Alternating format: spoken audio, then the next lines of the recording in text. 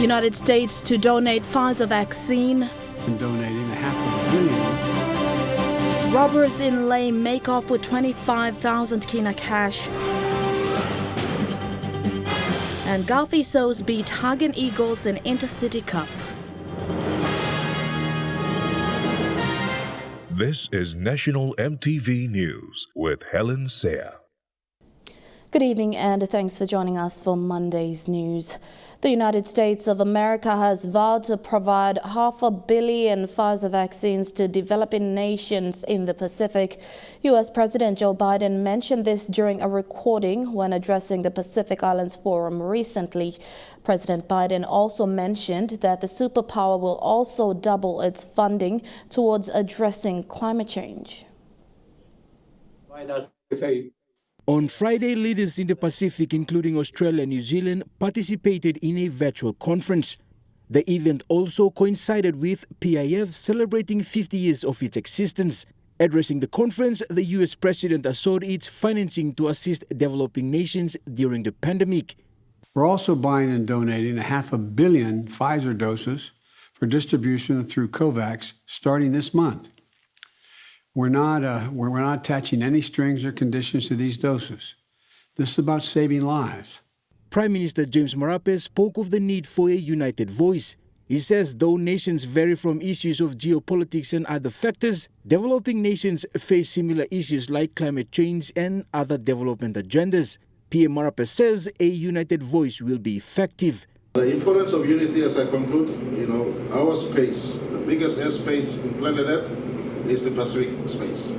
The biggest ocean space in the planet Earth is the Pacific Oceans. And togetherness is important.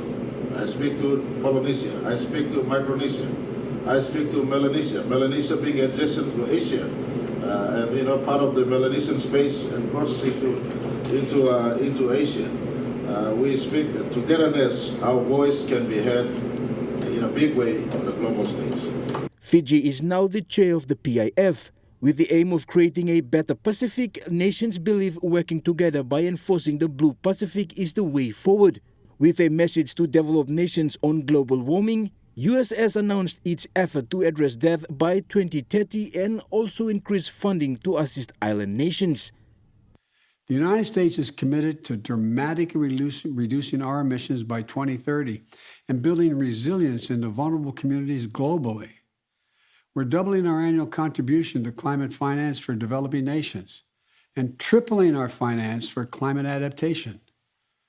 The United States is a proud Pacific power and will continue to be an active, engaged partner in the region and a friend to all your countries. Jagla Pava Jr., National EMTV News. Benaria village in the Como-Magarima district of Hela province has been known for continuous tribal warfare over the years.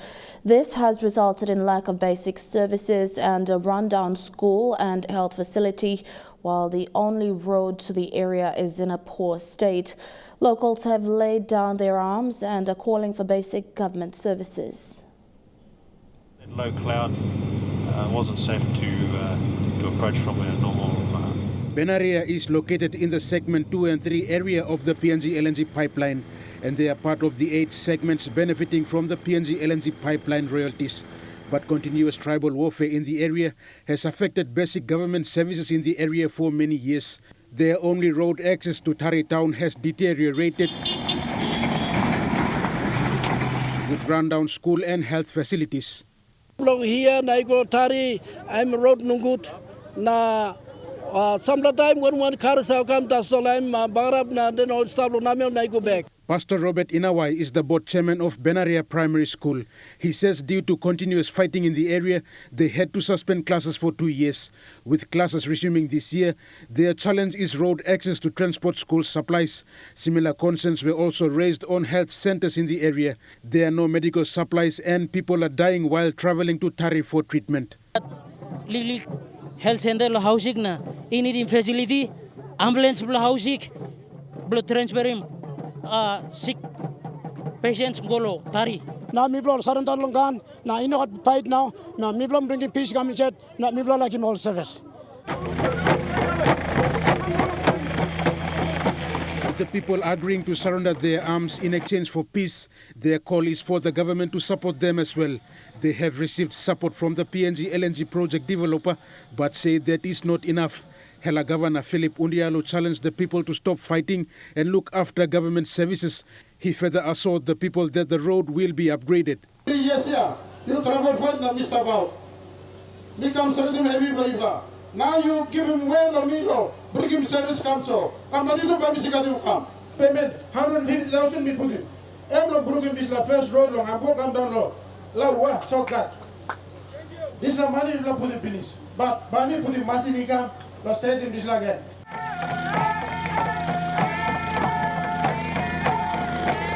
Rayon Lakingu National, MTV News. The cry of people in the Aya local level government for a high school has come to fruition. This follows the recent opening of Aya Robesi High School by education authorities and Southern Highlands Governor William Poe. But the school needs additional facilities like a science lab and school library. With increasing number of students from feeder schools in Mendi, Kagwa and parts of Nipa, the need to build a new high school has been the cry for parents and schools in this part of Southern Highlands. Recently, Governor William Poe and other community leaders joined locals to open the Aya Robesi High School. This school hopes to address the difficulties faced when teachers try to place grade 8s to other high schools in the province. Me one that master and miss struggle or plenty time. Lo kari mo pigini ran lo kan no high school stable here. Migolo yebi or towas no got space. Migolo kudibu no got space. One time migolo kago no got space. Everyone lo sadness no got space. Me talk thank you Chairman Toniano. We're going to give me vision. The Southern Highlands provincial government under its education sector allocated $500,000 to build this learning institution. Governor Poe says education remains a priority for the government. He says working together will only see infrastructures like these give opportunities to students. It gives me great pleasure to me open this infrastructure development out of 500,000, and then me will give commitment for and on behalf of the Southern provincial government for another 500,000 to continue to build this school. So on this day, I'm privileged to open this school infrastructure now. This school has a current enrollment of 330 students. Locals believe this number will double going into the future and say more facilities must be built to cater for this demand. So this plan, big plan about now. This plan number, look how many people need them housing, dormitory, teachers' houses, classrooms, or something by Golson. Meanwhile, Governor Poe says TVET is also an option to give students a second chance in education. He says significant funding has been allocated to this sector. For this year, 10 million we put him down and how much we release him? 4 million and go finish the one school. Go and see the school and look in this place. On top of that, we sponsoring multi-vet schools like Mapex now, not where all students who said unable to go along tertiary universities now, teachers college now, technical college long. So some level long thank you must come. You know not from nothing. Structure in the education. Jagla Power Jr. National MTV News. You're watching National MTV News. We'll be back with more stories after the break. Stay with us.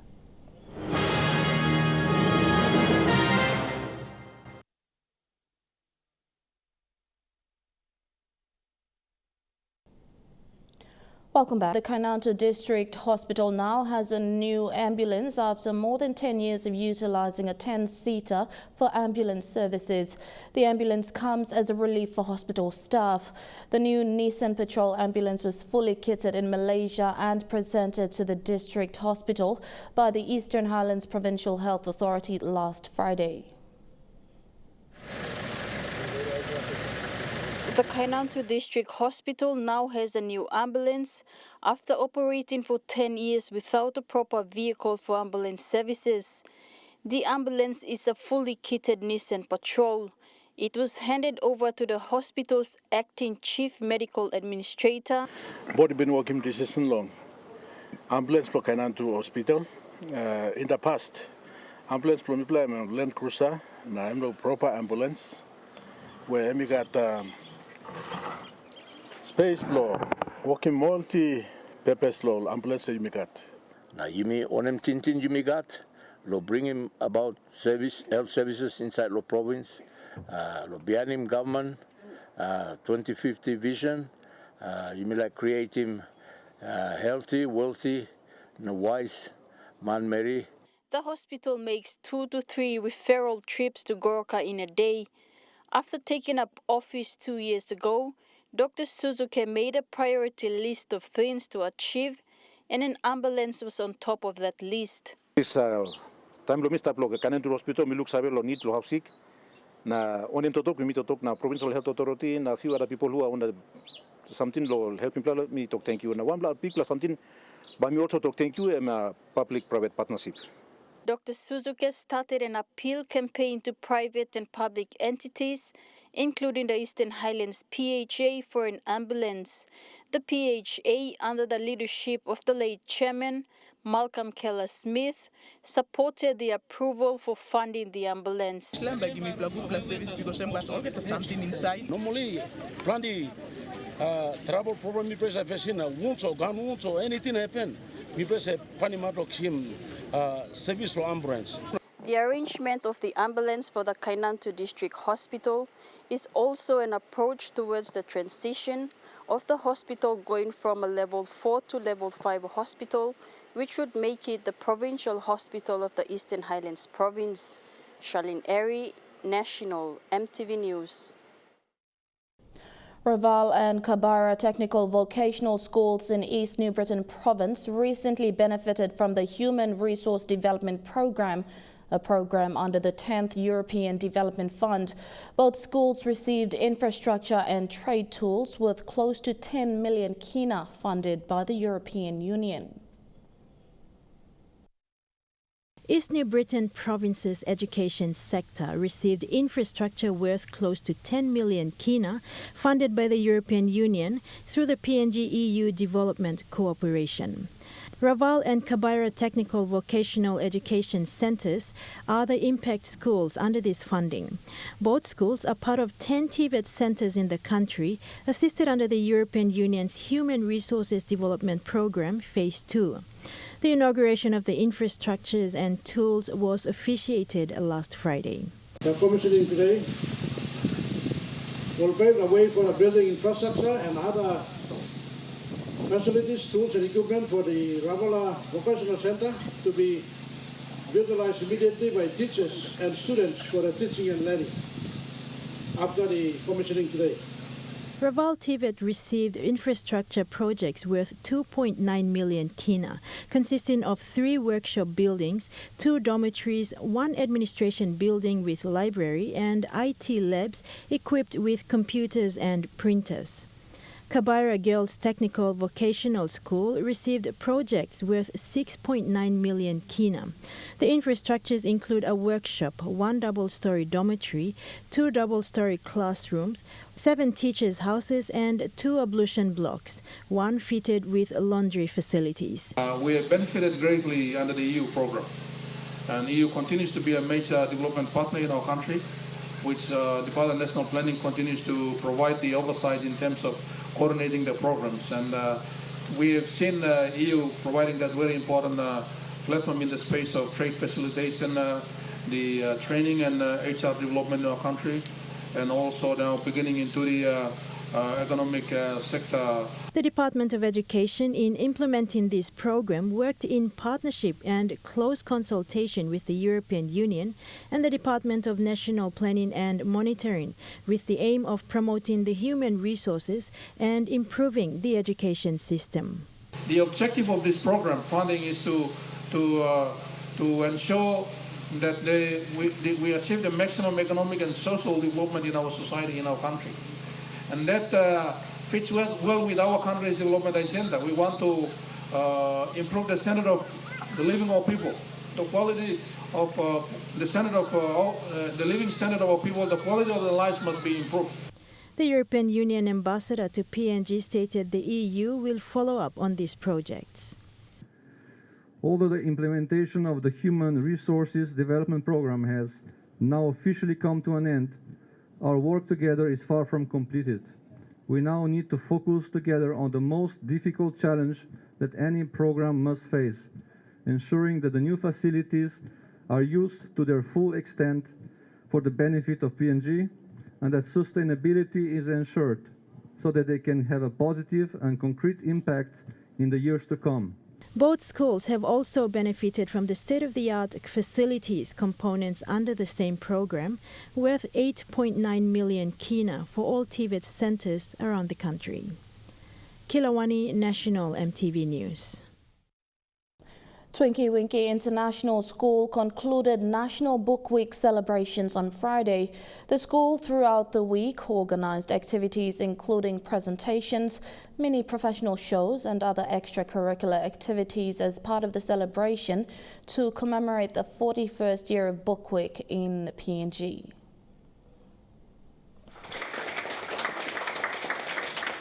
Following the launch of the National Book Week, students around the country commemorated the week in their respective schools.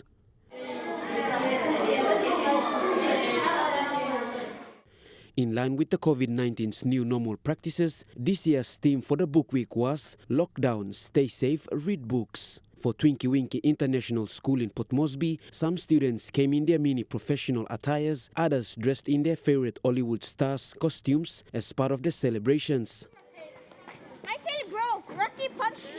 To conclude the week for the bookworms, the students did academic presentations on the importance of books and why reading is an essential part of our lives. Books can open up our minds to greater things. A book is like a door to our new destination. Most importantly, reading more books leads and guides us to our new destination. The National Book Week is annually celebrated on the first week of August in PNG. This year marks 41 years the Book Week has been celebrated in the country. With the need to improve illiteracy rates in the country, this notable week is aimed at promoting the importance and the value of books, libraries and information through reading. When we read a lot, we learn about the world all around us. That means we travel without moving our feet. We can be intelligent people just by reading and understanding what we read. Books that we read, including storybooks to reference books, for example. I love to read and write stories in my textbook every day. Books made me to become a fluent reader and what I am today. So I am encouraging each one of you to read more books because books can help you and me to be successful in education. Happy National Book Week! Lockdown, stay safe and read a book. Suli National MTV News. The Baha'i community of PNG recently held a session to provide an understanding of their religion. The Baha'i House of Worship is being built in the nation's capital, and MTV was taken on a tour of the new building and given the opportunity to learn about the Baha'i faith. MTV was given a tour of the new Baha'i House of Worship in the nation's capital. The building was an architectural design inspired by the craft of weaving, which is part of the Melanesian culture, and it reflects home, togetherness, collaborating and working towards unity in diversity. The House of Worship is a space for unity, reverence and worship to inspire selfless acts of service to the community and well-being of the people. It is a place for peaceful prayer and reflection and meditation. It's open to all, regardless of gender, your age, political affiliation, race, ethnicity, or your religious belief. There are no sermonings or preachings that happen in houses of worship. It's free from rituals and ceremonies. It's a place where only the sacred writings of the religious holy books will be read. And there are no idols and sculptures. The plan to construct this house of worship was first announced in 2012. After years of planning and preparations, the house of worship is now in construction and it is fully funded by the Baha'i community. With the evolution of this house of worship, it will join the ranks of a special and internationally acclaimed family of structures.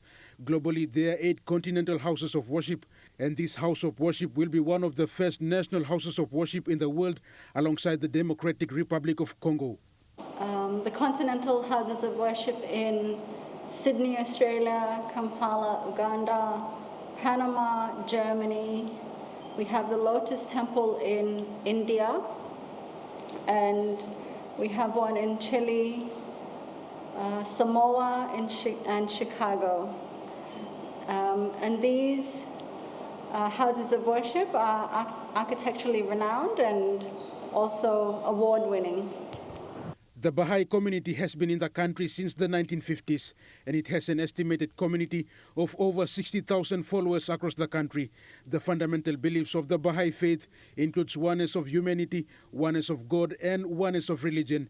They also encourage freedom from all forms of prejudice and integration of worship and services for humanity. Rayon Lakingu National, EMTV News. And now looking at the NAS Fund market report, the Kina opened unchanged at $0.2850 in the interbank market.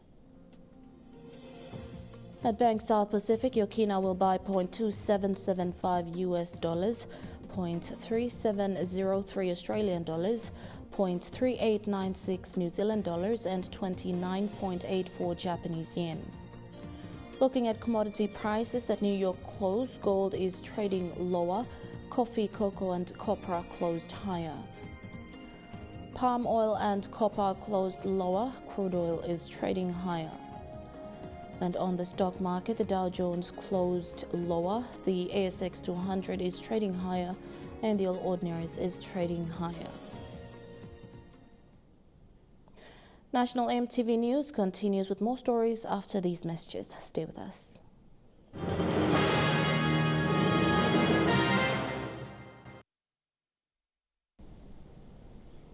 Welcome back to the news. 5 men robbed a gold buying establishment in Lae this morning, stealing 25,000 Kina cash. A staff member was wounded during the robbery and the men fled the scene. This robbery comes a month after the Markham House robbery, which also involved a gold buying company. This morning, Lae police chased the suspects involved in an armed robbery in Lae's top town. The getaway vehicle used was found abandoned here at the foot of Mount Lunaman. The suspects fled on foot and police pursued them down to the 7th Street area.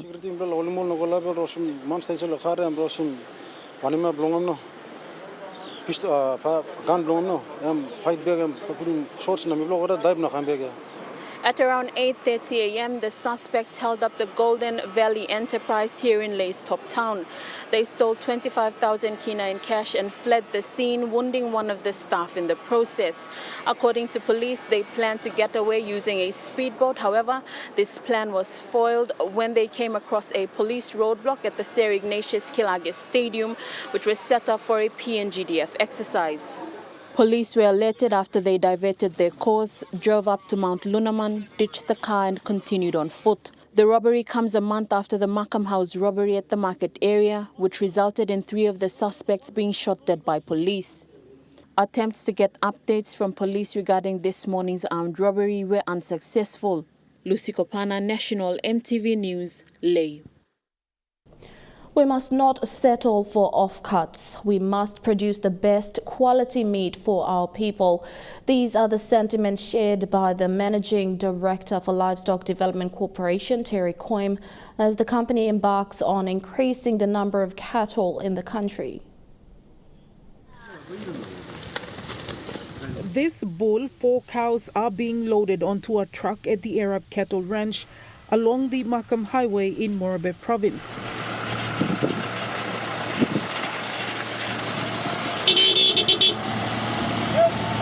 The cattle are bound for Mount Gilue in the Tambul Nebilia district of Western Highlands Province.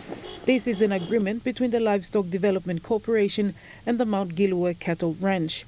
The Livestock Development Corporation is embarking on a massive breeding program. At the time when LDC was started, the numbers were somewhere in the vicinity of 120,000 to 150,000 heads. Over the years, the numbers have gone down, and right now we have about less than 40,000 heads of cattle. Local beef demand right now is 16,000 tons.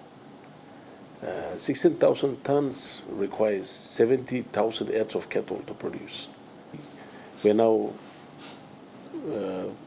working around the clock to increase the numbers. So we have an aggressive breeding program that we will want to roll out across the country. Livestock Development Corporation is a government-owned agriculture company. The Agriculture Minister is listed as the only shareholder. That gives him the sole discretion or power to hire and fire anyone in the LDC board and the managing director. That is one of the reasons that saw the company lose focus on its responsibilities over the years, despite receiving massive government support.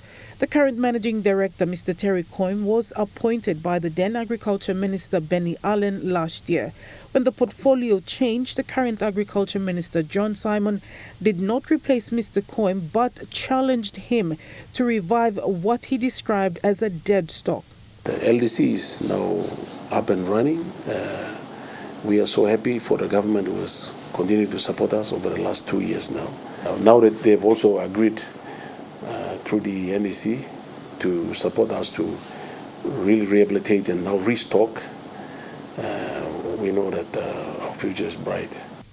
The priority right now is to take stock of all LDC assets and restore them to its former glory. That includes the ranches and the abattoirs because there is a huge potential for the cattle industry in the country. There are two targets now. One is to make sure that by 2025 we are self-reliant and in beef production or meat production. And by 2025 too, we should also be able to export to Indonesia and to other countries in Southeast Asia. One LDC cattle ranch that has been revived is the Arab Cattle Farm. Being located at a strategic location along the Markham Highway, it is now the main cattle breeding and distributing center.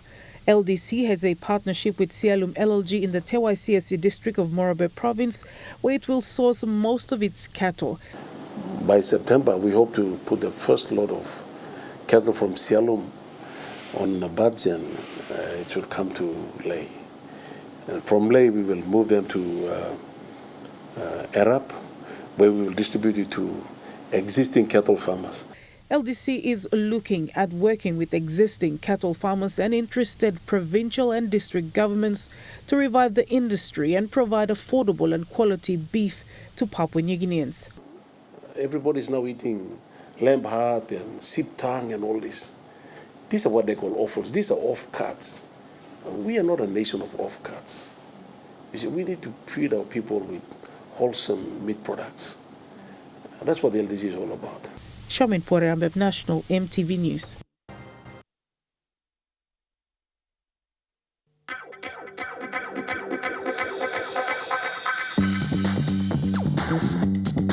Tukai Sports.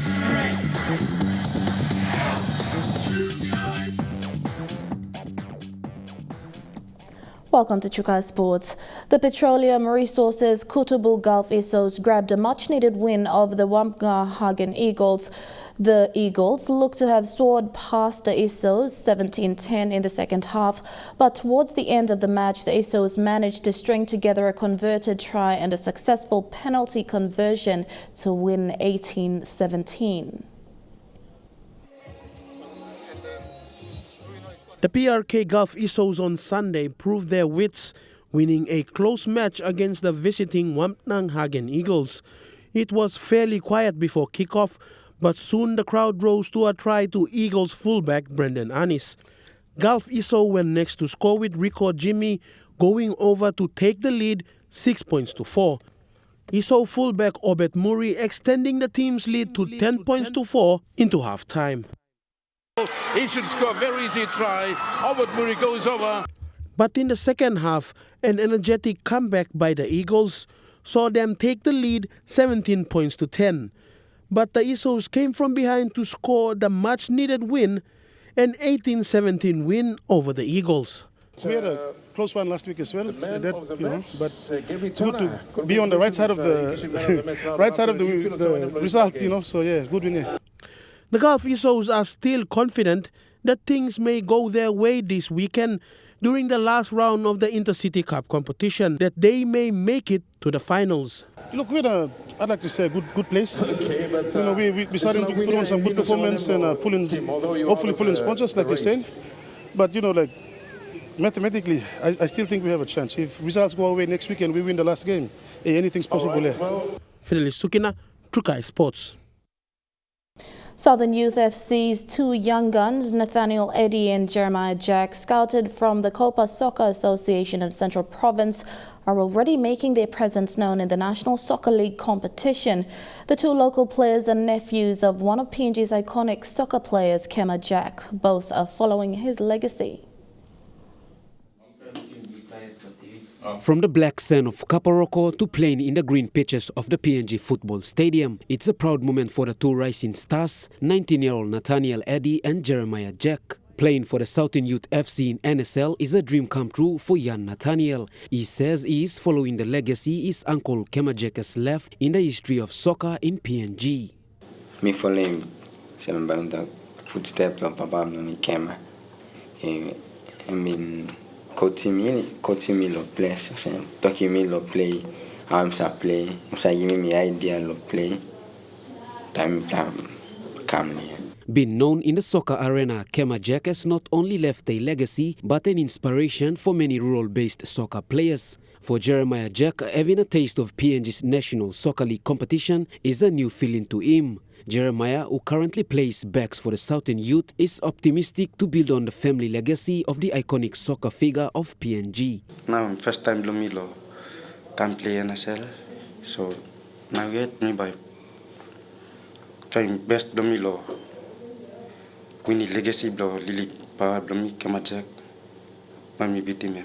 Both Nathaniel and Jeremiah are some of the talents of the Copa Soccer Association in Rigo Central Province. President of KSA Morea Vavine believes the two local boys have a potential to build a career in football. They had been, following their father around, small area when they were young boys. Following their play and so forth. So this time I gave them opportunity,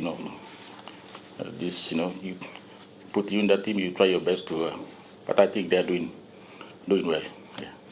For Nathaniel, growing up as a kid, watching his uncle play has always inspired him to work hard and develop his game. He says scoring the first goal on his debut was a proud moment and a welcome remark to a new journey in soccer. First goal me scoring, me feel the same. Me man by play NSL. Feelings me I'm alright league by play NSL. Despite going down to Ekari United on Saturday, the boys are confident to make a mark in the next round of NSL. Suli, Trukai Sports. And that ends Trukai Sports, so with the details coming up next. Trukai Sports.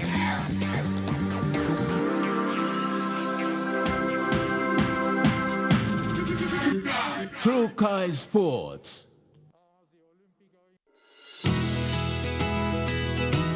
This weather update is proudly brought to you by MoneyPlus, with you always. I'll look at the weather forecast for tonight and tomorrow in the southern region. Cloudy and windy with patchy rain in Port Moresby, Kerma and Popondetta, and partly cloudy and windy with brief squally showers in Daru and Alotau. In the Mamasa region, cloudy with some showers in Ley and Wau, partly cloudy in Medang and a few showers in Wewak and Vanimo. In the New Guinea Islands region, a few showers in Lorengau, cloudy with a shower or two in KBN, Kokopora, Bao, Kimbe and Buka. And in the Highlands region, a few showers, then morning fog right across the region in Mount Hagen, Goroka, Kundiawa, Mendi and Wabeg. The weather update was proudly brought to you by MoneyPlus, with you always. And that's been the news, sport and weather for today, Monday the 9th of August 2021. Until next time, pleasant viewing, be safe and good night.